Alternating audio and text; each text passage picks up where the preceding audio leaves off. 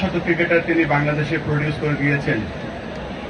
আমি বাংলাদেশ ক্রিকেটের বোর্ডের পক্ষ থেকে এবং তার পরিবারের পক্ষ থেকে আপনাদের কাছে বিনীত অনুরোধ করছি, এই দীর্ঘ প্রফেশনাল জীবনে যদি কোনো কারণে আমাদের ভাই, আমাদের পরিবারের অংশ জ্যাকি আপনাদের কারো যদি মনে কোনো কষ্ট দিয়ে থাকে, আল্লাহর ওয়াস্তে প্লিজ আপনাদের কাছে হাত জোড় করে চাচ্ছি আপনারা যেন জ্যাকিকে মাফ করে দেবেন এবং আল্লাহর কাছে দোয়া করবেন যেন মাহবুব আলী জ্যাকির আত্মাকে আল্লাহ বেহেশতের সর্বোচ্চ স্থান দেয় এবং তার পরিবার এবং পরিজনকে এই শোকটা সওয়ার তৌফিক দান করে।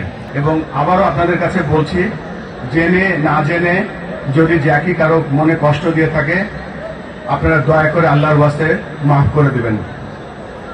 আসুন আমরা জানাজা শুরু করি এবং জানাজায় অংশগ্রহণ করি। আসসালামু আলাইকুম।